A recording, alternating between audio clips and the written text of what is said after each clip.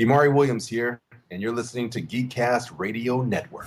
A routine patrol with four bots and chases. Years later, awoke in the strangest of places. Earth was their home now, and in addition, Optimus Prime gave them this mission: learn from the humans, serve and protect, live in their world, earn their respect. Family of heroes will be your allies. Others remain robots and disguise. Rescue bots, roll to the rescue. Heroes indeed. Rescue bots, roll to the rescue. With Cody to guide them and show them the way. Rescue bots will save them today. Roll to the rescue. This is Boulder, and this is the most amazing human show that I've ever seen in the whole wide universe. And I've been to a lot of the universe. Hello and welcome to All Things Transformers, which is now rolling over to Roll to the Rescue Bots. I am one of your hosts, Steve, Joe, and Mike, and joining me is PecanCtMichael. Hello. Hey, how's it going? It's going, and joining us here on the Geekcast Radio Network is the one, the only, Imari Williams. Hi, Imari. How are you? What's up, fellas? How you guys doing? Good. Pretty good. So we're gonna start this party off right. Oh, yeah. The only thing that's missing is a Michael Richardson dirty joke. Oh, dude, I would love that. Man, Love Kevin, man. that man is a master of the F-bomb. Kevin. Oh my God, I love that man. He's just like, I've seen him. We're at a karaoke spot one time. We were doing a Rescue Bots. It was like a Rescue Bots. I think it was one of the cast parties or whatever. And we're doing karaoke's and stuff. And I had no idea that man can sing. That man can sing like a sparrow. You know what I'm saying? I was like, Kevin, it's amazing, man. So funny. Nice. Before we get started, can you give us the scoop on what's going on in the world of Imari Williams? Any upcoming projects that you're allowed to talk about? Well, it's of course I got big news with Rescue Bots season 2. Right now, man, all I'm doing is just hitting the pavement, trying to get my next role. I mean, I'm constantly auditioning for new stuff, and while I'm in Rescue Bots and I've done video games, there's far more established people right now, which is fine because they've been working, they put forth so much work, and they've been in there for years, and that's exactly what I have to do. But soon I hope to have something to put on the table. But I auditioned for some really cool roles for some video games that I can't say because there was this big disclosure on them, and Right. And some animation films and some movies and stuff. So hopefully someone comes knocking on the door. If you got someone who has connections, you put them to work, man. I'll give them 15%, whatever I take in. So right Sorry, now, next time we talk to Sue Blue, we'll have her call you. do it. I will send her flowers. I'll take her out to dinner. There you go. Tell Well, that's surprising, because like you have, Maurice LaMarche right there. I'm sure he knows tons of people. you never the thing is that everyone in the room with Rescue Bots are so established. I mean, in our own way, you know what I'm saying? Like I started off doing announcing for commercials. That's basically what I did. And I know that's probably gonna come up. You guys are gonna ask me about that soon, but Yeah. and I'll elaborate on that when you ask me the question again. But so many people in the room are so established that I just sit back, I listen to what they do, and I just learn. I just soak in all that goodness. You know what I'm saying? Just to just kind of learn from what they have to offer. I never ask people for anything, unless it's ultimately emergency. You know what I'm saying? I don't want to be, I don't want to impose unless I really, really, really have something urgent I want to ask them. You know what I'm saying? Right. I want to get that for myself. But if I were to ask them for something, they would drop anything they were doing, and they would help me out, because that's the kind of love we have, for the cast, quite honestly. Yeah. Yeah. Well, you couldn't ask for better, on the job role models. Oh my God, dude. It's like school. You know what I'm saying? Yeah. You go in there and you listen to what everyone's doing, and you kind of hear what they have going on in their lives. And and we all get together for a few hours to record this show, and then maybe we'll all go out for a little quick copy or whatever and shoot it, and then it's off to whatever they have to do. And then you look on IMDb, because I always love keeping tabs and and seeing what they're doing. And you just you're like, okay, that's cool. Another 12 roles that got added in about a week. That's lovely. What I'm saying? You're like, yeah. That's right. Oh, Steve's got another 15 video games. Good job, Steve. Guinness Book of World Records for the most on a video game. You guys hear about that? That's right. Oh yeah. We were talking about that with him not too long ago. Oh my God, I was just like so proud of him. So proud of him. Yeah, it's amazing. Well, that and Maurice LaMarche got his he got his Emmy. An Emmy, yeah, of course. How amazing is that? I don't, it's amazing, but I expected of him. It sounds so harsh of me. I expect him to, because he's freaking fabulous. That man He is like, amazing. I mean, he's like the Abbott. I had no idea he was Toucan Sam. Did you know that? Yeah. Well, Mike had a whole conversation with him about that, and Toucan Sam and Inspector Gadget and all that. Yeah. I had no idea. Like I was in the room with the man for at least half of the taping, and one day he busts out, let's follow your nose, and I was like, what the hell, man? I was like, wait a second. I so want someone to put Toucan Sam. There's a way to separate audio tracks where one comes out of the left speaker and the other one comes out of the right speaker. I so want someone to put Toucan Sam in the left speaker and the Lexus guy in the right speaker. Oh it's my God. Two totally different voices. Oh my God. But isn't that the ambition is to get to the point where you don't even know who's behind the microphone? You can watch, you know what I'm saying? Like that's when you know that you have mastered your craft. I mean, you never stop mastering it, but but that's when you really feel like, okay, I'm in my own. I don't even know who the hell I am, and I just did this, and I can't even recognize who I am. That's the goal right there, Nice. Okay, hey, let's start back from square one. Sorry, I had a little ADD, so I hop around. I know we totally went off on tangent, but it was an awesome tangent. So tell us, we'll start from the very beginning. Tell us where you're from and how you grew up. All right. Well, I was raised in Los Angeles, California, and I grew up just, honestly, I grew up in a place called Mount Washington, which is in Highland Park, which is by Pasadena, if that makes sense. Yeah. And just I have great parents. My parents are divorced, so I've always was, I have a great stepfather, a great mother. My father remarried. I have an awesome stepmom, and I have two sisters. I have one sister from each remarriage, and kind of just like was kind of just grew up just into comic books and video games and just all the good, lovely, geeky stuff that you can imagine. I loved it, and and I always wanted to be like an illustrator. Like just growing up, I always wanted to draw and stuff. But I bounced around a lot from school. I didn't really, I like school to hang out, and but I just I kind of bounced around a little bit, and I landed up at this great, probably a God-given gift to me. I landed at this high school called LA High School for the Arts. It's on the Cal State LA campus, and I took visual arts, which had like animation and drawing and painting and all that good stuff.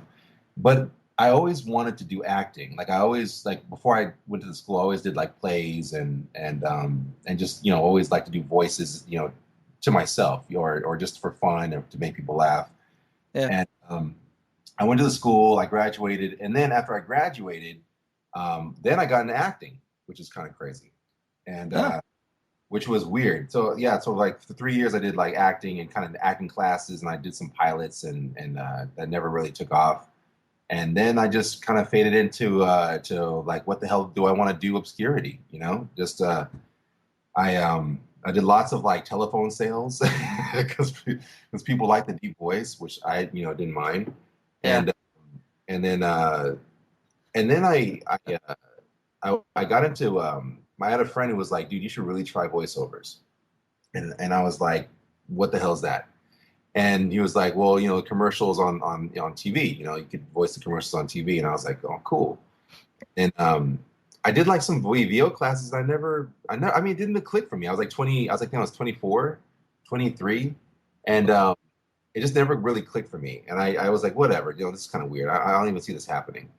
And then it wasn't until my 30s so I really started getting the voiceovers. And it's basically like, it's basically like a life of me kind of like figuring out what I want to do. But when I started doing VO, that is when I felt like I had, really found what I was supposed to do. Nice. Nice. Was that too much of So a rant? no, that makes sense. So the one thing I wanted to bring up there, my cousin's wife was in your 6th grade class. Dude, I read that on the list of questions you have. What I was going to ask you about that. I told my wife Yeah. that she's like, huh? When I friended you on Facebook, I noticed that we had a mutual friend. It's Jocelyn Roberts. Oh, Jocelyn. Yeah. Oh my That is God. that's well, now it's Jocelyn Eichelberger, I think, but she married my cousin. Didn't she just have a baby? Am I mistaken? The second one, yeah. Second one, right? Yeah. Oh my God, that is freaking crazy. I thought it was so strange. And I messaged her and I said, well, how do you know Imari Williams? And she goes, oh, I went to school with him in 6th grade. Oh my God, that's crazy. How's she doing? Fine. Yeah. Doing really good. She's trying to send pictures to my aunt, and they were having weird computer issues. Like, I don't know how to do this. And so they called me. Everybody calls me when they have computer issues. You're like the doctor of computers, man. You know what I'm saying? Like, and people calling for all kinds of crazy stuff, and he's just like, leave me alone. That's right. I told her, just fly me out there. I'll take care of it. Plus, you're like, it's nice and sunny out here, dude. You'll totally love it. I've been out there a couple of times. Well, I was out there for their wedding, actually, the last time I was out there, but No. really nice. I would love to move to California, but my wife wouldn't have it. Dude, she's like, Yeah. Well, no, we're pretty well set. We're right out here by Chicago, so I mean. Well, Chicago is not, if you're going to have a great city to be in, I mean, Chicago is it. I mean, everyone who goes to Chicago, some people don't even want to come back. I'm like, okay. I'm like, dang. Chicago's an awesome city. So I don't. It's a nice place. Yeah, we dig it. I don't blame her for not wanting to move. So, IMDb doesn't have a whole lot of roles for you listed. Did you just recently start in voice acting, or? It's really weird. Like, I know, it was funny because when I was doing promo for Rescue Bots and we're setting up our Twitter page and all this stuff for it, I looked on my IMDb and I was like, my God, I felt so naked. I felt so IMDb naked because it's it's an ongoing building process. I honestly I've been doing VO for like 4 years, man, and I think like around possibly 2 of those years I've been doing like video games and then I got Rescue Bots. So basically I landed. I was going out for like I was landing like these announcer roles on TV, some commercials and stuff. In fact, I have this new one for GE. If you guys have seen it, I don't know if you've seen the one with these guys going across country with this refrigerator on the back of the truck. It's for Oh yeah, I've seen that. That's the guy who's like, these guys are going to take them across town to the blah blah blah blah blah. That's me doing that. Oh, that's sweet. Yeah, so I started off doing like just doing commercials. And then I get these auditions for these video games. And of course, I mean, come on, man. I've been playing video games for so long. I was like, hell yes. Those freaking crazy noises. My wife is, I drive my wife crazy trying to do all these impersonations or, trying to do like little voices. And, she's like, what are you doing? I'm like, whatever, just talking to myself. But that's a different animal though. It is. It's a totally different beast. Yeah. And I am in love with this different beast. Like I got my first video game. Actually, I don't know if you know if you know O'Brien, if you know Liam O'Brien.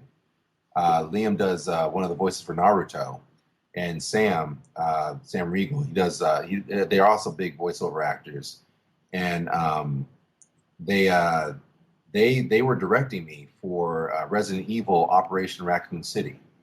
Oh, cool. Which didn't do that good. So I was kind of depressed when I found that out. But I loved like the whole experience. And they had like a motion camera on me. I played this guy named Shona, which is like this African emetic. And that was my first like jump onto like straight up,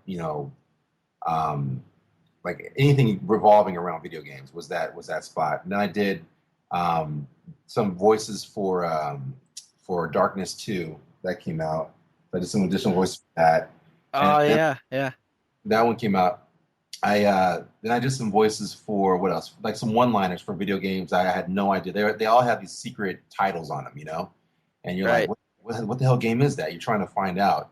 That didn't pop up on IMDb, but I did one line for that, and I did another what's another character for? Oh yeah, for Asura's Wrath. I did Asakuma for that one. So that was like, those are like my big meaty ones. And in the process, I'm also doing like auditions, right? So I'm getting all these auditions and really trying to fine tune what I'm doing. And then all of a sudden I get this role, right? It comes in. You want me to start talking about how I got bolder now, or do you want to roll into that a little bit later? Uh, it's a good transition point. Let's roll into Rescue Bots then. You want to do that? Yeah, sure. How did you fall into that Transformers role of Boulder? So amidst of like getting all these auditions and just kind of like, I mean, you have to understand like voiceover actors, and I'm sure you've heard this from everybody. I mean, you really have to go through tons of auditions, man. There's so many different voices out there, and a lot of the times people don't know what the hell they want. So like, I there's a certain point where you get all these auditions, you have to kind of like do them and then just kind of like go on to the next one. So I'm getting all these like auditions and video game stuff, and then I get this one for this robot, right? I'm for Transformers, and immediately I was like, what? For real? I mean, come on. I mean, I grew up on Transformers. You know what I'm saying? Like, I mean, I never missed a show. And so I get this audition for this guy named Boulder, and I'm like, okay, he's a big green bulldozer. I'm like, okay, well, you always read the description on what they want. So I was like, okay, what's the description? A guy who's sympathetic or just loves nature and loves people, and who just has a profound love for nature, and I'm like, and I'm a pacifist. I love people. I've grown up with everybody. I love everybody, and so I kind of was like, huh. And then they were like, he's kind of like has like a deep voice and like, but it's innocent. And I was like, damn, I think I can do this. I think I can really nail this.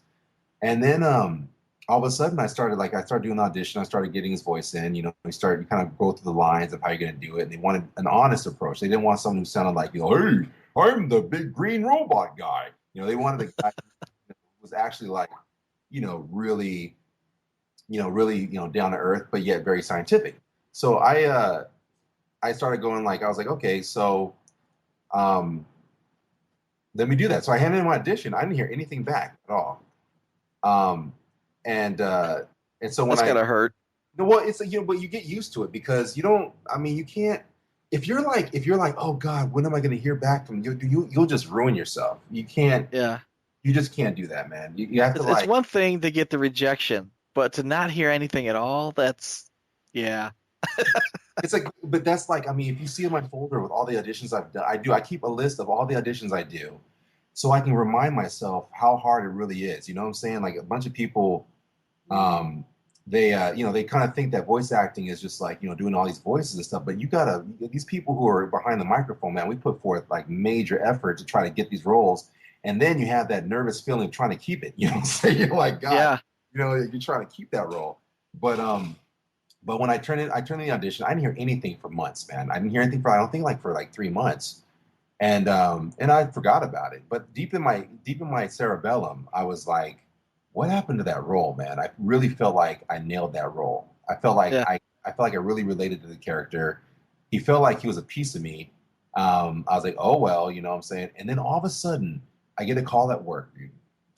I get a call at work, and I'm sorry, I'm just reading your question here actually because I don't want to go off the script too much. Oh no, it's fine. Go ahead. I get a call at work, and I still have a day job right now because I have one show going on right now. So my day job, I go to the stockroom to listen to my agent. My agent's like, hey, so I have a quick question for you. And I was like, yeah, what's going on? And she was like, so how would you feel about being a transformer? And I was like, it was just like, I Dude, I thought I was gonna pass out, man. I thought I was going to just totally crap in my pants right there on the spot. Like I cried, crapped my pants, and yelled like a little lady all at the same time. It was disgusting. And then I was like, and then of course everyone else from the front room is hearing me freak out. I'm like, Transformer, Transformer, and I was like, what? And then she was like, that's it. And then she was like, first, she goes, hold on now. First, you have to go in for a final audition. I was like, whoa. I was like, come on, man.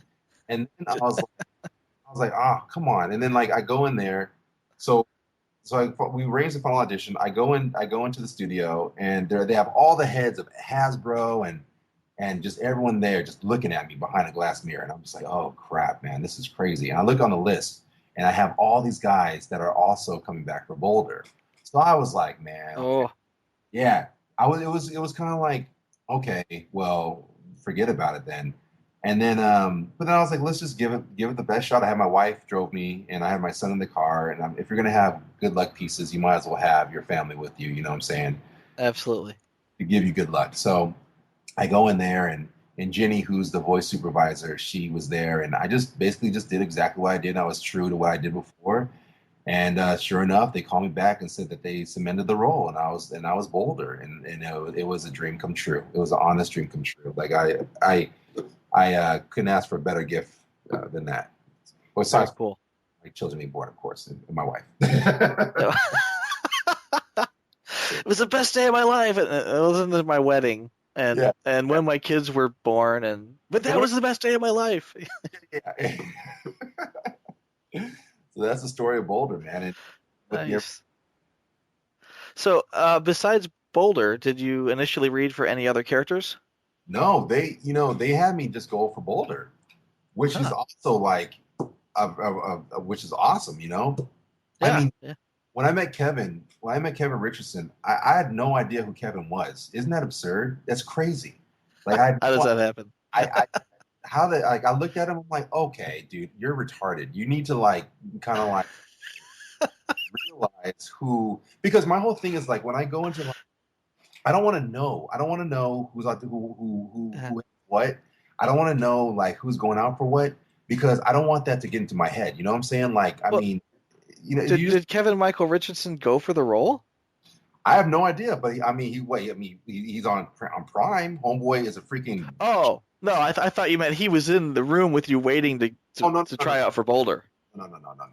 Okay. No, I don't even have that. No. No, but like when I met him, and I'm like, and then I look at his IMDb, and I'm like, holy shit! I was like, what? This dude is serious, and he's amazing. I mean, he really is. And the cool thing is that he's also an awesome person as well. So I'm like, all these people who are just fantastic people. And he gave me props. He came into a recording one time. We're in the studio, and he was like, "Hey, man." I was like, "Hey, what's going on? My name's Imari." He goes, "Hey, I'm Kevin." And I was like, "Hey, what's going on, man?" Give him a big hug. We're both big dudes, And then he was like, "Yeah, man, I've heard about you. You're doing good stuff. I hear you're doing good stuff." And I was like, "Oh, cool, thanks, man." Didn't really know who was complimenting me at the time. You know what I'm saying? Until who's this guy? Yeah, and then that's like the engineer. "Oh, so who's that nice guy? He's a nice guy." He's like, "Oh, you don't know who that man is?" And I'm like, yeah. That it was the Kevin Michael Richardson. I'm like, seeing this stuff, him doing the Joker and stuff. I'm like, oh my god, I was so. Yeah. It's like, Kevin, you're really good at this. You should think about doing this for a living. And he's like, yeah. Yeah, dude, keep doing what you're doing, Amar. Yeah. But question then: when you read for Boulder for the first time, and this is what little I know about voice casting. When they asked you to do the voice, here, this is what we think it would sound like, and you tried it out, right? Then, did you try something, I don't know, 180 degrees off the wall, just to throw it out there to see what would happen? No, dude, this is like the most crazy thing, man. They really liked what I did with it. It was really strange. Like, I mean, they I guess one I was trying to play it. They told me to like maybe play it a little bit more human, Mhm. a little bit less animated, maybe. Um, Kind of be more like a little more innocent and honest with it. Mhm. But I was a minor tweak that I did, and it was he always was within the same vein. Boulder was always, I mean, Boulder was born in my living room when I like laid it down on the microphone in my house before I sent it out to my agent. That was the day Boulder was born, and he really hasn't changed through the process. If anything's changed, it's been my ability to kind of um, fine tune him and kind of like um, see what I didn't like with it, and then try it out, and then getting acceptance from from everyone over in the recording sessions and stuff. Nice. Nice. And it comes through too. It's you nailed it. Thank you. Just I mean, this is like, I mean, you understand, man. I'm a fanboy. I'm the biggest comic nerd, animation nerd. I love animation. I love it. yeah. Which is why this is such a dream come true. And to hear that I'm actually doing a really good job with something that I've idolized for so long is, it's such a great compliment to get. It really is. Yeah. Well, that is amazing that, one of your first actual animation gigs is a Transformer. I mean, can you believe that? I mean, I can't. it's like playing the freaking lottery. What I'm saying? It's just sort of like it's like you get given a gift, and ever since I've been given this gift, all I want to do is care about it. All I want to do is give the fans what they want. You know what I'm saying? To give an honest portrayal for him, and to make sure that he's a great cast for the series. And so that's been my goal ever since we started season 1. Nice. Uh, Aside from the estimable Maurice LaMarche and Steve Blum, aren't there some of the other cast members that are, I don't want to say first timers, but new to animation? Everyone, yeah. I mean, Parvesh, who does Blades. He's new to animation, and my good buddy Shannon. Shannon is also new to animation as well. So I call us the Three Musketeers, the three greenies. We're definitely green at the beginning, man. And And the kids, right? oh yeah, well the thing is, Diamond is she's been on Broadway, man. She's been on The Lion King. No way. Oh yeah, Diamond's done. She's on X Factor right now. I saw that. She's on Yeah. X Factor. She is a singer. You know that thing I have, Michael, of a boulder, hanging on my it's Yeah. on my Facebook. You know that's she designed that. She's 13 years old. She made that for me. That was very cool. Yeah, dude, she is a genius. And Elon is I mean, Elon does so much VO stuff. They're both working actors, and they both are so mature that I can't even. They make me feel like a dum dum. I'm so in awe of these kids that I just was like, I'm like envious, man. These kids are just like so talented. It's unbelievable. Nice. Yeah, so Well, I thought it was strange because I didn't realize they were kids. yeah, Other shows would use, Gray Delisle or Tara Strong to play the children, but right. Rescue Bots uses actual children. And can't you hear it? Can't you hear that? You can hear it. I mean, those don't nothing take away from like who people can do children voices by any means. You know what I'm saying? But Yeah. you hear Lon, and Lon's like, he's a tall man. He's a tall kid, just turning. He's just entering into his like teenage years. He's getting. I mean, I see the It's kid awkward. grow to, and I'm like, and he still has that voice. It's not squeaky. You know what I'm saying? Yeah. Like, and Diamond is just like, I've seen these kids grow up within the year of knowing them. I've seen them grow up, like, significantly. And it's just like, it's amazing to see it.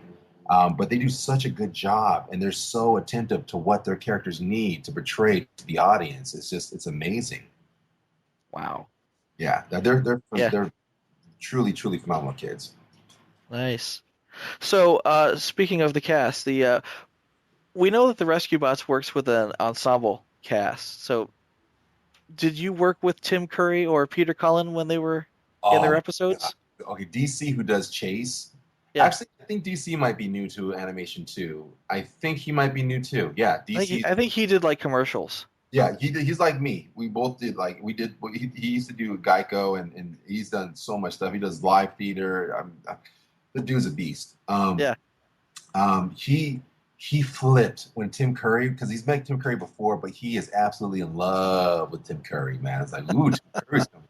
So Tim Curry had come in before any of us had been able, were able to see him, and DC came like an hour after Tim Curry had left, and he was like, oh no, Tim Curry, Tim Curry's not here, and they're like, no, sorry, D. So we missed him for like an hour. We missed him. That was an hour. We came an hour after he left. So I never got to meet the man.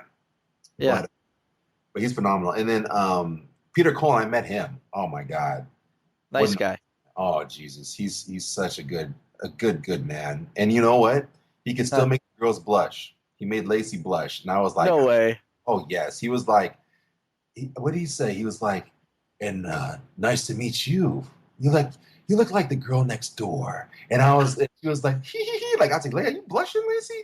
Yeah, she was. He has the moves. He has the moves. That's funny. You see this little man with this voice of a celestial being. And did he wear the cowboy hat?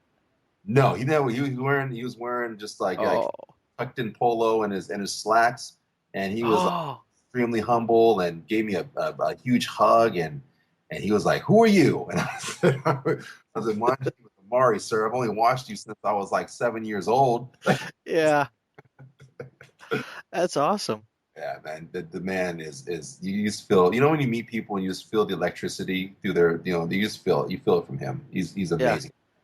I've met him a couple of times, and each time he looked like he came right off a horse. He's got his jeans and his plaid shirt and a big cowboy hat. He just looks comfortable and happy. That wouldn't surprise me in the least. That dude he may even have a ranch somewhere. He's like taming broncos for all I care. I wouldn't be dude, do whatever he wants. Yeah, really nice guy. Just really nice. If I ever get a chance to meet Peter, the first thing I'm going to say to him is, I cried at your funeral. And he's probably going to look at me like, what the heck are you talking about? Yeah. Where's that about? Was there like some rumor or something like that? Some weird... No, Optimus Prime in the 86 movie. They killed him. Wasn't that... I remember seeing that, and I was so pissed. I was like, what are you doing, man? That's Optimus Prime. There's no way that you can kill off Optimus Prime. Yeah, I was like, I remember that when I was a kid. You remember the song for that movie? You got the touch. Yeah, Stan Bush. You got the power. I was like, I love that. Freaking, I still get goosebumps when I hear about that. And Blanchard's on a first name basis with Stan Bush. He just calls him buddy. God, dude. I know, he must have had like 4 or 5 interviews with the guy. Oh, it's close to 7, I think, now. Honestly, it is. I mean, but it's so great because it's one of those things where people don't give, and I know this is completely off the the focus of what Imari does, but it's like one of those things where people don't give, a lot of the Transformers fans don't give Stan the recognition. They'll just say, oh, well, I guess Stan needs a new check, so he'll just remake the touch again. And it's like, seriously? I mean, his music is so far beyond what he's done for Transformers, and it's just amazing. It's like, it's hard when you like do something that's been like solidified in the minds of people, you know what I'm saying? Mm-hmm. Then you try to break away from that, and then you're like, it's like people have to remember that we're all just performers trying to first of all trying to make it in this like great industry, and we're also trying to just trying to evolve from where we've started from, and it's just really hard to do that. It's not an easy thing, but it's people kind of like it's like almost like you're as good as your next role, which is just ridiculous. But if I'm only as good as Boulder, I'll take that. You know what I'm saying? Like, I'll take that. That's great. That's fine with me. Like, I love him. And Sam's just phenomenal too. So Sam is. That he. If you appreciate good art, you'll always have people there to back you up from whatever you're doing. You know what I'm saying? Mm-hmm. Yeah. Well, you'll have Boulder in the portfolio for a long time to come. I hope so, man. I hope we keep this rolling for a while, dude. That'd be just a great blessing. We can only hope. Yeah, my boys love it. My boys Do they- love this show. Dude, I love those podcasts. I love those YouTube YouTube stuff you guys are doing is great. Like, Oh, the Roll to the Rescue bots. my God. Yeah, That those are a show- lot of fun. When we do them, but they take it's hard to schedule, yeah. and then it takes forever to finish because I'm I got the day job too. You know, hey, but you know what? I tell people, like, I tell them all about you. I tell them, like, look at this. Michael is just freaking hustling for rescue bots, man. We should make you like a freaking promoter, for God's sake. What's funny is when we got the Steve Blum interview, it was because the Hub PR department contacted us. Really? And said, hey, we saw Roll to the Rescue Bots. Would you like to have an interview with Steve Blum? Oh my God, that's awesome. Yeah, it was great. Yeah. So. And it's like, because I told him, I was like, dude, look at this. This is great. And I showed my wife. My wife was like just tripping out. She thought it was hilarious. And of course, I thought it was hilarious because it's like what I do with my sons. Like I with my son, I'll watch, like, I have to be very choice with what I watch because I like a lot of violence in my anime. But yeah. I like me some Naruto. I love me some Bleach. Like I like a lot of stuff where it's kind of like you're like, oh, maybe he shouldn't be watching that at 4 years old. But when it comes to for instance, like Star Wars, on Cartoon Network, or we're watching lots of what we're watching. We're watching like lots of let's watch the Ultimate Spider-Man, and we watch so many things where I'm like, cool, and I try to groom him on that because deep down in my heart, I want him to be a nerd just like me. Let's be honest. I want him to be, you know what I'm saying? Like I read comics in front of him. He goes, "What's that, Papa?" I'm like, you can't touch it just yet. You can't. That's right. Give it a few years. Keep your grubby fingers off my comics. Pisses my wife off because she can't understand. I am anal. Like I don't want any creases on my comic books. And he wants to like rip them up. But but I was give him a taste. So that way, when it's really ready, then we can really just dive into it. I was the same way about my Transformers because I've got a huge Transformers collection. I've seen that, man. It's amazing. Yeah. I've seen the background. I saw the background of when I think the first Rescue Bot Roll of the Rescue review you did. I think you did it in your den or something, and you see all your toys in the back. I was like, Jesus, man. Yeah. In my office. Yeah, that's I don't want to get too far into it, but yeah, I got this huge oak cabinet that I built in my office.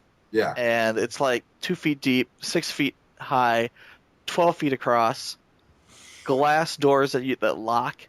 Because I built them just before we had kids because I knew one day they were going to get old enough to go, I want to play with that. No, that's why they're locked. You can't get in there. Yeah, exactly. Like, but every kid wants to touch the red button, Michael. They all want to touch it, and they will find out. That's the thing. Like, you have to so you better teach them the ways of the Force now because Exactly. He will know how to open that cabinet up, and you want to make sure you know how to keep those little babies right. Well, that's what the rescue bots are for because they have a whole collection of all the toys, right? Which is it's great. Yeah, and they're good with them. And if I trust them with those, I'll let them play with the Prime toys. Things like the stuff that's new. That if it breaks, it's okay. I can go to the Target and buy another one. Yeah. That type of thing. Yeah, and let's face it, some of those Prime toys aren't that great a quality, sadly. Yeah. It's funny. It's like everyone's trying to like it's like hit or miss with any kind of manufactured toy. You got there's always going to be like a little something there. I don't even know what Boulder's like because I haven't been able to even get Boulder, dude. It pisses me off. I'm just like, where is Boulder? I got a Boulder right here on my desk. I don't even have I have no Boulder. I have no Boulder. I have Bumblebee. I have no Boulder. Oh, that doesn't matter. You're Boulder. You're not supposed to have a Bumblebee. That doesn't matter. I know. I want a Boulder, man. I gotta go on. You should send him your Boulder, Michael. I totally should. The thing about Bumblebee, and I mentioned it in the show. Forever he didn't show up. It was like episode 17 or so before he even showed up, and when he did, he didn't sound like Dan Gilvezan, which really made me upset.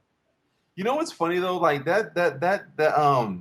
it's so cool to see see the loyalists. The loyalists for this show. It's amazing. It's like, you know what I'm saying? I'm like, It's just Yeah. it's awesome because then then those who become loyal to rescue bots will have the same kind of like love, which is just I think is awesome.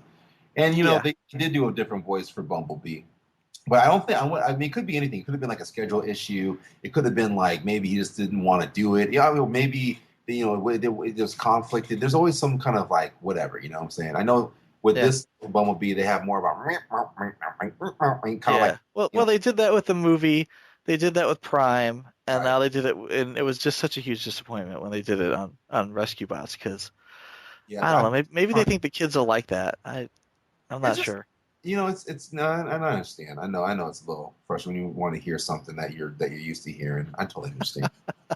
I do. I mean, I can't. I'm not gonna be like you're wrong, Michael, for feeling that way. Yeah. Well, Like, if not Dan, they could have got Bumper Robinson in there. He pulled off a good Bumblebee back in 2007. yeah, You know. that is true.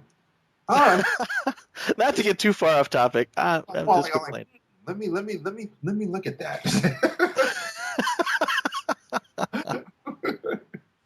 Okay, so would you be up for more Transformers roles if they came along? Like anything with Transformers Prime or Well, uh hell yes.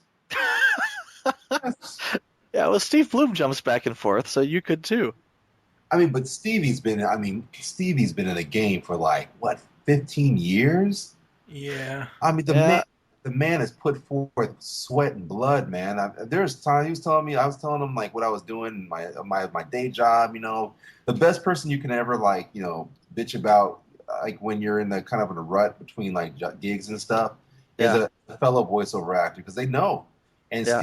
Stevie's been in it for so long that he Yeah. was listen, man. Like he goes, dude, you're doing commercials. I didn't get a commercial for like 5 years, and I'm really? I'm like, yeah. He's like, yeah. So I mean, the Yeah. grass is greener, my friend. I'm like, that's true. I Well, he mean, was in the same boat too. I mean, he wore a tie and the whole 9 yards back in the day. but he told me all the stuff he did, and I was like, then I felt good. I was like, I've been doing this for like 4 years, 5 years, and and I am blessed, my friend. I am extremely blessed to be where I Yeah, am. you were ahead of the curve. I didn't realize. I have a friend named Orion. He's also a fellow voiceover actor. You'll be hearing a lot of Orion soon. He's in a lot of video games and stuff. He's a great VO actor. And I was complaining about like, God, man, I just, I want another animated series. I just, I don't want to be pigeonholed into one series. I want to prove that it wasn't a fluke that I got this spot. And he was like, basically mentally slapped me with his eyes. It's like, are you crazy, man? Like, what's wrong with you? He goes, listen, you tasted that sweet, sweet fruit, and you're in there with all these people who've been in the game for years, man, like years, who've put in sweat and work and you happen to have the right role come at you at the right time, and now's your time. But you've been doing this for like 5 years, man. Some of these people, I mean, like, Maurice has been in there since I've been a kid, for God's sake. And Steve was Spike. I had no idea Steve was Spike. Yeah. Bang. Yeah. I was obsessed with Cowboy Bob. Yeah. Obsessed. And then he's like, I remember he has a tattoo of the last thing that Spike says on the last episode of Cowboy Bebop. He has a sound wave on his arm of it. He had it tattooed on there, which I think is awesome. No way. Yeah, it's great. Like if you ever see him at a convention, to ask him about the sound wave tattoo on his arm, and he was like, "That's the last word I uttered on Cowboy Bebop. I had it tattooed on me," and nice. I'm like, dude, that is awesome. And I was like, what do you mean, Cowboy Bebop? I was like, wait, I thought I saw the tattoo first. I was like, how did you get that? And he was like, oh, I used to do this thing from Cowboy Bebop, and I was like, excuse me. Excuse me? Yeah. I used to play Spike. I was like, are you serious? No way. Like, Spike was, You know what's funny though is once you realize who he is, you start placing his voice and saying, "Oh my God, that was Cowboy Bebop," and "Oh my God, that was the guy." Oh, I'm ashamed now. The Toonami robot. Dude, Tom. it's Toonami. I know. It's like, he was the voice of, and it's funny because it's like, oh my God, that was him. And I hadn't heard the voice in what, like 4 years, but I Yeah. remembered, and I remembered it was him. Dude, Tsunami came back and he was like, okay, faithful Tsunami fans, now we're back. And thanks for all of you guys who stuck through with us. And I was like, wait a second, that's Stevie. And That's him. Yeah. I emailed him. I was like, Steve, are you Tsunami? He was like, yes, I am, my friend. And I was He single-handedly brought it back. Yeah. you look at the legion of Twitterers for Tsunami. Yeah. I had no idea like a Twitter campaign was going on. I would have like been leading that charge, man. Aside from Steve and all the other loyalists of Tsunami, I would have been in there like, yeah, bring it back, man. Come on, You said a second ago about being pigeonholed as Boulder. I don't necessarily think of it as being pigeonholed in one role or typecast because look at Cullen. I mean, between Optimus and Eeyore, I mean that's what Cullen is known for. You could be worse than to be pigeonholed as a Transformer. That's what I'm talking about. Exactly. There will always be Transformers. If someone's snide, because we all have, there's always snide people who got something to say or whatever. You know what I'm saying? That's just human nature. If someone was like, well, what's Imari done besides Boulder? I'm like, cool, put Boulder on my chest. That's fine with me. You know what I'm saying? I go to bed with Boulder. I give him kisses. I rub his belly. I say, thank you, man. You've been very good to me. You know what I'm saying? Like, Yeah. You've been a good friend. You know what I'm saying? So if I were to ever be pigeonholed as anything, not to say I think I am, but let's say if I happen to be pigeonholed and I'm pigeonholed as Boulder, then that's fine with me. I'll do that till the sun comes up because I love this man. You know what I'm saying? He's There you go. So I just saw on Facebook not too long ago, and I think it was DC Douglas that posted it, but it was a photo of the ensemble taping for the first season. I'm sorry, the first episode of the second season. Second season's on, baby. Just started. What can you tell us about that, if anything? That's I can tell you this. All right, I can't say a lot. I can't say about what's going on in the script, but I can say this. Where do we leave off with season 1? We left off with Dr. Morocco escaping on the boat, right? So we have Dr. Morocco bounced, and we now know that the professor knows about the bots, and now that kind of secrets out. So we got the mobile headquarters now. Get the mobile headquarters, which is freaking awesome. I thought that was so cool. I thought that was so awesome. I didn't, because when you're reading the script, you're like, okay, you don't know. I mean, you have your vision of what you think is going to be in your head, right? And then like when we did, I was so. You understand when I've been DVRing every single episode of Rescue Bots, not because I'm in it, because I want to see what the hell they do with the story, man. Like, I mean, I've been reading all this stuff, and like trying to visualize it in my head. I want to see what it looked like, on Gloria's screen. Right. So when I saw the last part of Dr. Morocco with Tim Curry and Optimus Prime and Bumblebee, I was like, me and my son were like freaking like, yeah. It was great. And That's I thought exciting. It was fabulous, man. And then I was also disappointed because it was the last episode. I was like, oh, yeah, please, I want to come back and play some more. And so, at the end, we're seeing this mobile headquarters. You got this whole like apocalyptic land that the mobile headquarters came from. So there's just so many different possibilities that they can do with the second season. I can't wait to see how it unfolds. But like now we got huge headquarters, which I'm sure is gonna might play into. I don't know yet. It should. I hope so. We have this. We have the professor relationship, which I'm sure is going to build, and we have just a wealth of stuff that we can actually build on from season 1.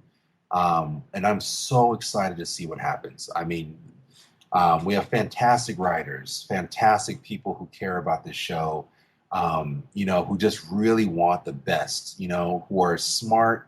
I mean, if you're just an adult watching this with your kid, you're gonna if you've never seen it before, you'll start off like, oh, what's this Transformers Rescue Bots? Whatever. My son will probably like it. Yeah. What the hell's a Flobster? What? There's no Decepticons. Oh, this is all crap. Then you start listening to the innuendos and the jokes that come into that thing. It grows on you. It really is good entertainment. Yeah. Yeah, I mean, I genuinely laughed, especially the one where with the alien invasion, and we had all these references to all these classic movies that I grew up on. I thought that was pretty funny. That's Like, right. kids won't get it, but their parents are gonna get it. You know? Yeah, no, he says, "Oh, I hope it's not the one that hugs your face and puts babies in your tummy." Exactly. I thought I was gonna die. And he says, "Oh, it's an alien." He says, "Well, I hope it's the small, squishy one that wants to phone home." Yeah, yeah.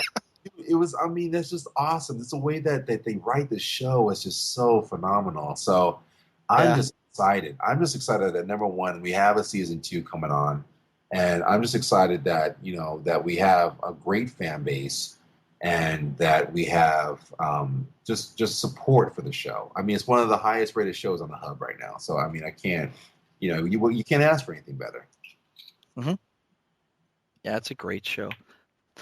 Okay, well, I think that covers it for our Rescue Bots questions. Let's get into some random stuff before we wrap it up. Okay. What types of characters would you like to get into in the future? Oh God.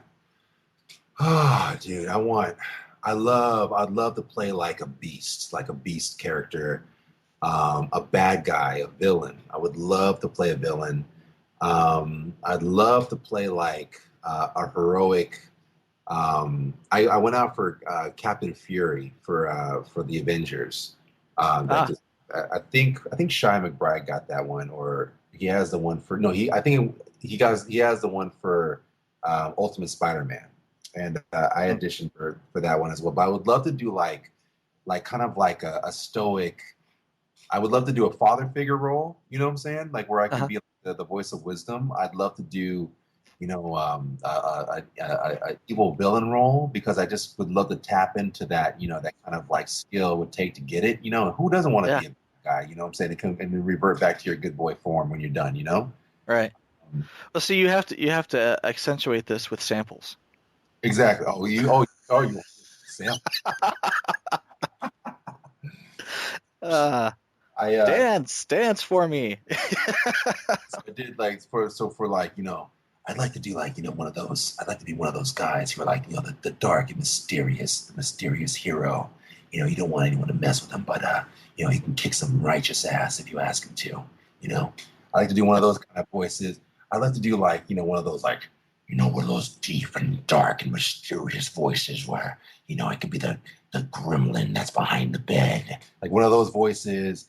Um, and then perhaps I'd like to do a voice of wisdom. I'd like to be maybe a wizard or maybe a sage or possibly a grand old wise man who gives advice to all the youngsters. One of those roles. Yeah. You'd have to fight George Takei for that I wise old man. dude, Oh, there's so many different. There's so many people. I mean, dude, Mark Hamill does all kinds of stuff. yeah, I mean, dude, there's so many people in there. So whatever you could think of, there's always going to be like someone who has this is cemented. So it's just basically like just what you're blessed with or what you're given. You know what I'm saying? Like, exactly. I don't think there's a role out there. No, I'm pretty sure there's not a role out there that if I were to land it, I'd be probably like ecstatic to get it. You know what I'm saying? Like I would. It just the fact that you become creative and you can build a different character and you can like just play, make believe. I've always played make believe growing up, and just to do that as an adult, I mean, come on, that's awesome. Right. Well, in the future too, let's say, Jenny McSwain has another show coming up. She's going to think of you. Another actor who is up for a role, and they say, you know what we need? We need, someone who's, can be deep and thoughtful, and they're going to say, oh, you know what? That might not be me, but I bet Imari Williams could do it. I mean that would be great. That would be great.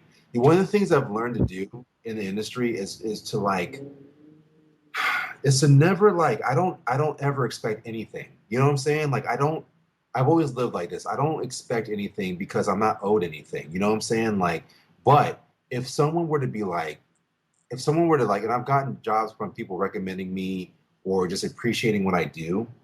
If someone were to like with commercials and stuff like that, like I've had agencies call me up and say like, okay, well, this would sound great on a track, and I've gotten gigs that way. if for animation someone says, hey, we can go ahead and Imari would be great for that, that would be a blessing. You know what I'm saying? And I would be so grateful for that. And if when it happens, cool, awesome. Something to look forward to. What I was just thinking, just for fun, how deep can you go? Dude, I totally blew my voice. I just did this audition for like an ogre. Let's see if I can. Let me see if I have. Let me see if I can get real low, running low. I reckon the immortal is that you who looks at me with such disdain in your eye. I will feast on your bones. I would say like that's pretty much like wow. Shrek 5, the deep throat. Dude, do that for 4 hours. Like, oh, that's a throat ripper. No one can do it like Steve, man. Oh my God, you guys have to. The dude has pure barbecue sauce vocals, man. It's like amazing. The dude does his growl. It's as if he speaks in a nasty growl. Like it's effortless. Those pipes are so attuned. But yeah, dude, he's awesome. Oh, nice. See, now if you had done that for a boulder, and they said, okay, can you do that for another 8 hours and another 5 seasons? Man, I don't know. I would be my wife would probably divorce me because I'd be doing it in the shower. I'd be warming up. I'd probably busting on her and scare the crap out of her. Yeah. The kids would be crying all the time. Like, my son wouldn't come up to me anymore. It would be a disaster. Why does Daddy sound like that? I don't know. Why does Pop make me so scared before I go to bed? I'm like, it's like, I can read you a bedtime story, but I'm going to do it in this voice. You're like, no. I'm surprised they didn't cast you in Monsters University. Oh, dude, that would be awesome. I would love that. Oh, that'd be so fun. That's what you do. You get yourself a Disney gig. Oh, well, we all know that ain't going to happen. I mean, unless it could happen. I got to have some online credit, some on-screen credit. You know what I'm saying? Like, I got to be the next Denzel. I'd be like, yo, that would be the next voice. Nice. Okay. Well, I think that about covers it. How long was this interview, dude? This is crazy. We've been on here for like about an hour. Yeah. About an hour. Sweet. Am I the longest interview, or what's the longest interview you guys done? The longest interview we did was Robert N. Skier, who was actually he writes on Transformers Prime, but he also show ran Beast Machines. Oh, I remember. Originally, it was 2 hours and 12 minutes. Damn. Yeah. And we got him behind the 8 ball, exactly. Really. Yeah. No, we asked him some pointed questions, and he came through like a trooper. We have a lifelong friend in Bob Skier. Yes, we do. Yeah, he just answered everything straightforward and gave us 110%. I was just so impressed with the man. I think the other one Michael and I did that was one of the longer ones was our Gary Chalk interview, because by the end of it he's like, guys, I gotta go. My dog's gonna pee on the carpet. I know. I didn't realize that we were keeping him that long, because I actually did that interview at work. I closed the door. You did. Yeah, you did. I closed my office door and just did the interview like on my lunch hour. For real? Yeah. That's it was awesome. That's what I call guerrilla interviewing, dude. That is love. You don't do that if you're really serious about it, dude. You'll do it like in a closet. It's like an audition. If you're really serious, you'll do the audition on your iPhone. Like here, turn it in. That's funny. Before we let you go, remind the listeners on what you have coming up and what's going on with you right now. Right now, just doing more auditions. Hopefully, some more callbacks for some video games. And I have some stuff on TV. Got the GE thing running. I got possibly some more of that coming up, and just basically just pushing it forward. Of course, you have more Boulder coming up right now as well. But whatever I land, I will be the first to chime in to you guys, and I'll be like, listen, badam, right there in your face. Awesome. I Love. am the next Optimus Prime. No, whatever, dude. Don't even say that. I never want another Ultimate Optimus Prime. I want Peter forever. I want him cryogenically frozen. You know what I'm saying? That's the running joke of the fandom. That is When he funny. dies, Yeah, they're gonna freeze his head and put him in a freezer. Oh my I god. want that's that, right. that Futurama frozen. I want him like, That's yeah.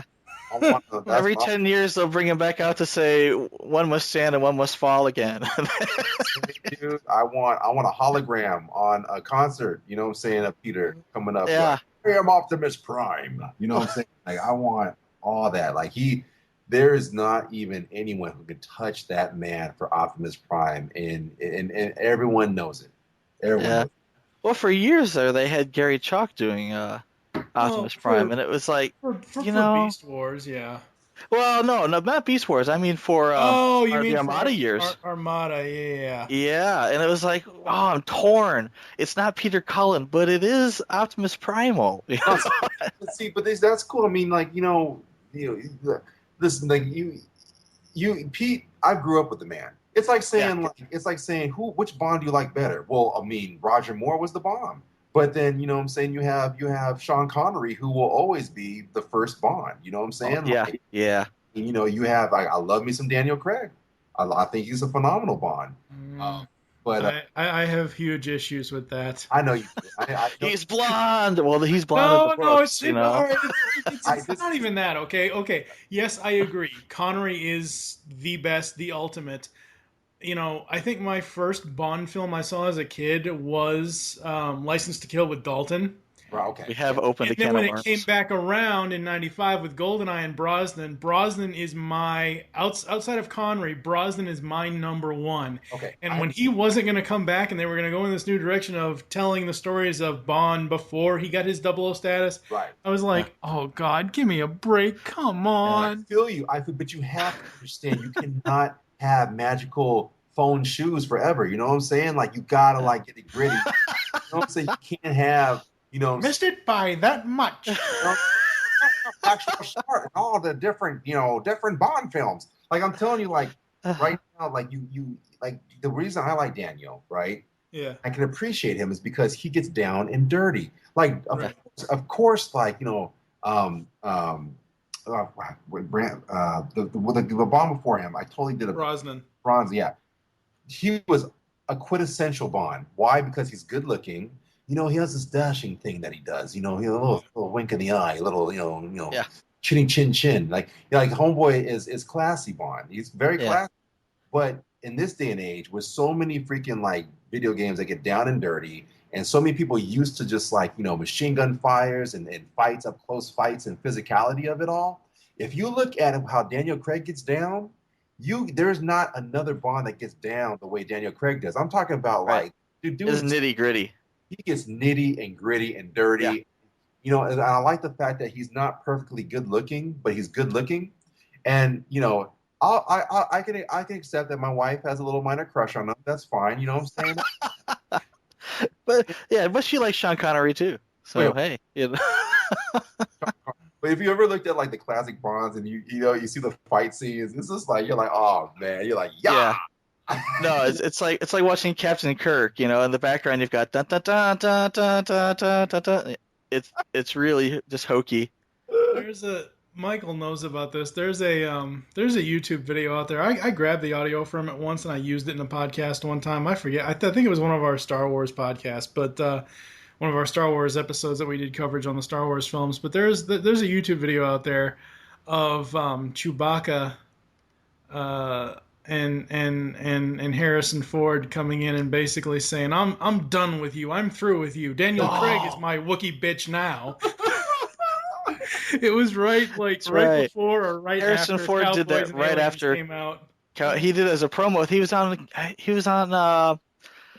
was it the Tonight Show or Conan O'Brien? It was probably Conan.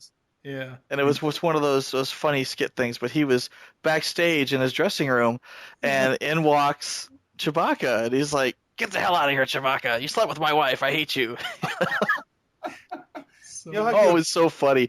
He says she was coughing up hairballs for a week. and all he's saying is like, Exactly. like, you know, that's when I like the voice. I'd love to voice me some Chewbacca. I would dig that. Oh. But let me like, you know who I really wanted for Bond, to come back to the Bond before we break into another tangent. I wanted oh my God, I just totally blanked on him right now. How can I blank on him? Clive Owen. I wanted Clive Owen for Bond so bad. Oh. I Yeah, wanted you know, he's kind of like the action hero, but he's also very vulnerable. exactly, like he can get rough, but he also has that little Pierce Brosnan kind of like that swag to him, yeah. that swag. Yeah. So I mean, when Daniel Craig was pronounced as Bond, I was like boo, boo. Like I was like no. He even like, you know what Clive Owen did? He played a fake Bond in a movie, then pissed me off because I was like, dude, stop messing with my emotions, man. You know what I'm saying? Like, just get on and do it. But now that Craig's in there, I'm a total Craig fan. I love the man. I think he's awesome. I'm optimistic about Skyfall, but I don't like after the Quantum of Boredom. I don't have the absolute need to go to the theater to see. No, don't forsake the franchise because one director. No. What I'm saying is, I will see the film, but like when I was 95, I was 15, and I was growing up with Brosnan and everything else. I went to see every single one of those films in theaters, even Die Another Day, even though that movie kind of sucks a little bit, sadly. But like I saw Casino Royale in theaters, and then I saw Quantum of Solace trailers and everything else, and I just couldn't pull the trigger to see it in the theater. I did eventually see the movie. I've seen it several times, but I just had no need, no desire to go in November to a theater to see that Bond film. Quantum of Solace was kind of poo-poo. I don't blame you, dude. It was a revenge film. That's what it was. That's what it was. Between Casino Royale and Quantum of Boredom, they were set up to be a two-part film, and Quantum was set up to be a revenge film. But look at the directors who did Casino Royale. Yeah. Quantum. You know what I'm saying? Like, I don't think Mark Forster was really the right. There was a lot of shaky stuff going on. It was kind of like he was like Braun was broody and freaking like like he hadn't been laid in like freaking forever maybe. Like, even though he was, it's like he never truly got that piece he really wanted. He was grouchy. He was real grouchy. And like, what really kind of like was that horrible. The base in the middle of the desert, you know what I'm saying? Like, oh, I'm a base in the middle of the desert, and now I'm burning down, and this isn't a soundstage. You know what I'm saying? Like, oh, here comes the staircase burning down, and now you're stuck in a room. You're about to die from fire. It was just, I was like, it was just kind of, it was. I agree with you. It was boring, but Sam Mendes has a flair for the dramatic, right? And oh no, I'm really intrigued for Skyfall, just the way that the trailers are showing it when they're interrogating him and they're asking him these questions, and then they say, or they just say these words, and then they say Skyfall and he says done or whatever it was, and it intrigues me. I just don't know if I don't know if it's a movie I can pull the trigger to actually see in the theater. You have to go see it, Mike. You got to go see the movie. You will see it, I promise, because I think, it can either be. I just listen to what Sam Mendes has in store for the movie. I believe in the man. Plus, he's an Englishman, you know what I'm saying? So he knows his surroundings, and he knows the mystique. So I was like, feel good about that.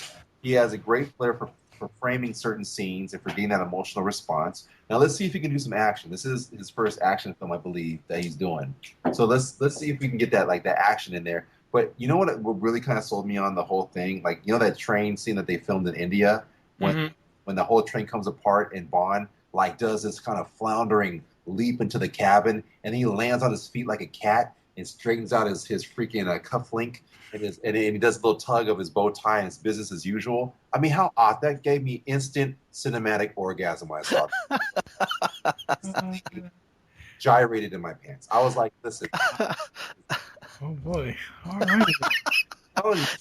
I just can't get that kind of physical response from James Bond. I don't. Maybe I'm just not such a big fan. have fun. Well, I thought it was super cool in World's Not Enough when Pierce has to use the boat and he dives down in the sub and you see the water scene and you see him just straighten his tie underwater. I thought that was really cool. So, you know, You're absolutely right, dude. Those little Bond touches, they make Yeah. me goosebumps, dude. I love that stuff.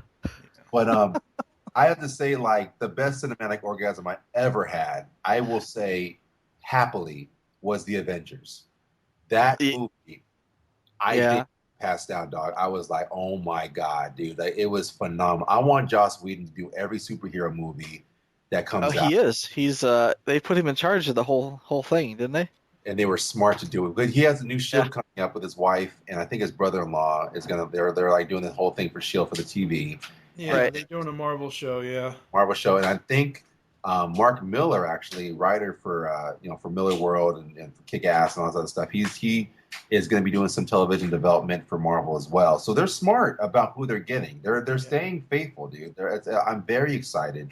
But The only problem I have with Joss, and it's not really a problem I have with him because I'm used to it by now. right. The only problem with him doing more Marvel stuff to me is at least one person has to die. Everything he's ever done, he's killed one person. Yeah, You look at Angel, he killed Fred. You look at Avengers, he killed Coulson. yeah. You know that's the thing. Somebody It's whack, dude. I was hoping that they were going to bring him back, like at the end of the film. I was waiting for him to be reanimated or put in stasis or something. I was like, dude, why would you ever kill Coulson off? That's one thing I was pissed off about. Yeah. I was like, Clark Gregg is awesome. yeah, The rumor is that in Avengers 2 they're going to introduce the Vision, oh my god. Oh, are you serious? and Where'd the you hear Vision is going to be Coulson, except as an android. Oh my god. That would be cool. They couldn't waste talent like that in the Shield organization, so they used his body as a template or as a base for the Vision. That is simply delicious. That would be awesome. That would Yeah. be great introduction. It's just a rumor, but that's the rumor I heard. Where did you hear that from, my man? Where did you hear that from? Somewhere on Twitter. I don't know. Oh my god, that would be excellent, dude. There's a bunch of weird geek sites that I frequent. I forget exactly where I heard it, but There's a podcast that I listen to called For Better or Worse. They essentially do their take on what a remake or an updating of a film would be. Their first episode was Breakfast Club, and one of their suggestions for a director was Joss Whedon. I emailed them and I said the only problem with that is one of the characters would have to die. You can't kill off the Breakfast Club characters. Anthony Michael Hall must die tragically. Oh, stop it. Well, it's like if you look at like how, I don't know if you guys read comic books or not, but if you look at like Mark Miller, Homeboy's just he freaking like tears up these characters, man. He tears them and spits them out. I'm like, what are you doing, man? No, you know what I'm saying? Like, no, Yeah. you can't do that. But then you go through this visceral emotional response. I mean, you just get all pissed off, and you realize that they're sometimes they're doing their job. Now, if it becomes formulaic, where you're like, dude, just stop it already. It's fine if they live for once. You know what I'm saying? Like so I get what you're saying. You know what I'm saying? Like I get that. I totally do. All right. Well, remind everyone where they can get in contact with you online if you want to share that. If you log on, I'm available through Twitter. Imari Speaks on Twitter. Hit me up, dude. I would love to chat with everybody. So come on, let's have an old fashioned chat. I'm gonna have probably another page on Facebook soon, for like a fan page, so I can interact more with people. And hopefully I'll be going down to Comic-Con. So if there's any Comic-Con people out there, dude, I don't have a booth just yet, but Are you going to New York Comic-Con? No, dude, but maybe like after another. Oh, so you're talking about San Diego next year? Oh yeah, San Diego. Okay. Oh god, New York Comic-Con would just be that'd be an explosion, dude. That'd be awesome. But maybe after another season, they'll be like, hey, so how would you like to fly down to New York for the Comic-Con? And I'd be like, yes, I would. Thank you. So either way, they see a big old brother man, 6'3", you know what I'm saying, walking, hit me up, dude. But make sure he's the right one, That's right. Oh my god. It's like, Right. Imari, how you doing? He's like, no, actually, I'm Michael Richardson. I'm sorry. The guy you once over there. Oh yeah, sorry. If you talk to Kevin, tell him I say what's up. Give him a big hug for me. We haven't talked to Kevin yet. Not yet. We will eventually, hopefully. That would be awesome. Yeah. God, dude. Okay, cool. So we will ask you to hold the line, and we'll be back after this. All right. Yes! Juice bars! Nothing better on a summer day. Seasons. Another fascinating human concept. How do they work exactly? Well, there are 4 of them, and And you can just pick whichever one you want? no! Because, well, you can't. There's a natural cycle and Snow! May we see some? In person? you will when winter comes, but that's still a ways off. That doesn't make any sense. Shouldn't we have snow now? When it would be more appreciated? But if it snowed in the summer, then it would be winter and help me out here. Don't look at me. Nothing on this planet makes sense. Hot dog. But it's not a pet. You know what, Boulder? You're right. It would be great to have a snowfall right now, but... Well, there you have it, folks. There's the Imari Williams interview. I kind of tried to just be the facilitator of this, since this was, Michael actually got this interview for us. It was his idea, since he does his video show with his son Aiden, Roll the Rescue Bots, and we talked for an hour and 20-something minutes with Imari Williams, voice of Boulder. I think the last 25 minutes of that is all rambling. We got off on some good tangents. Yeah. It was a healthy discussion. Yeah, it was. I mean, it flowed very, very well, and Imari was just what I'm finding with a lot of these voice actors. I found out with when we talked to Josh Keaton, they just want to talk geek like the rest of us. Yeah. Josh even told us that, hey, anytime you guys want to have me back, I'd be more than happy to come back. And that would be just awesome to have Josh Keaton on a regular podcast episode, not necessarily an interview, but just to have him as a guest, to be like, hey, Josh Keaton is here. Yeah. And we got Imari Williams. Let's talk about James Bond. Yeah. And, just for the hell of it, we talk comic books. We'll talk video games. All sorts of geek stuff. And, and Imari just loves all that stuff. It was just such a nice conversation. Yeah, it was so cool talking to him. Very, very, very awesome. So I think we're going to close it out, and you can find Roll to the Rescue Bots over on Michael's YouTube channel. You can also find it at geekcastradio.com. When's episode 5 coming out? Oh, I'm not sure. Good question, isn't it? We haven't recorded it yet, and it's been like a month since the last one, and the last one took 2 months to make.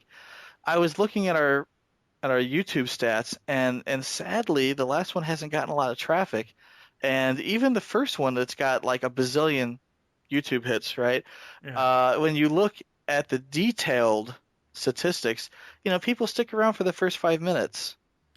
Yeah. 80% of the people bail after 5 minutes. And it's like, man, it's a little disheartening, but, the show must go on. We still as long as you and Nathan are having fun with it. We're having fun. And he asked me, when are we going to do that? And it's like, well, we have to time it right.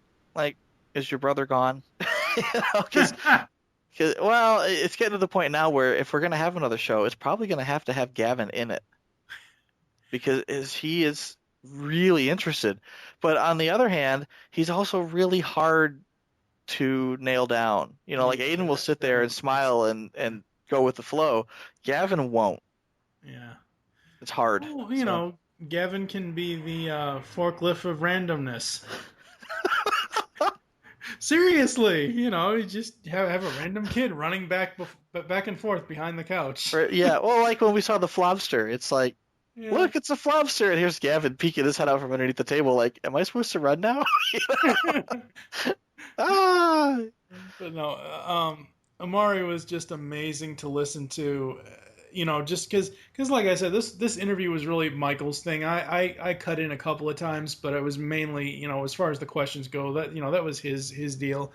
And, I just couldn't help myself breaking in a couple of times with Stan Bush and Peter Cullen stuff and everything else. And because it was flowing so well, I felt I could do that. And it was just very, very awesome. Well, how cool is that? I mean, not too many conversations include, Stan Bush and Peter Cullen. Wow. Only the good ones, right? Yes. Yeah. That's true. Good times. All right, so that's it for this All Things Transformers Roll the Rescue Bots interview. We will catch you next time.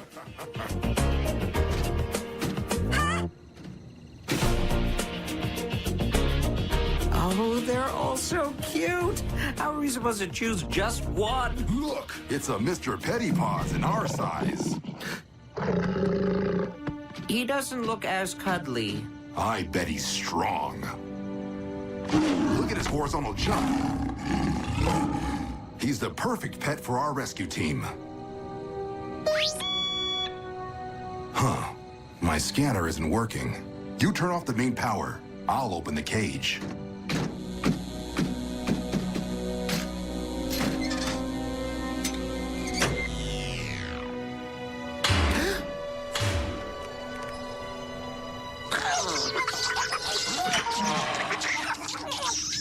Welcome, newest member of the Rescue Bot team.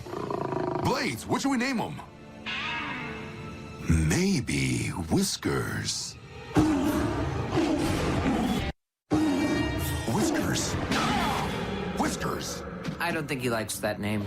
Hurry! We have to find him before someone else adopts him.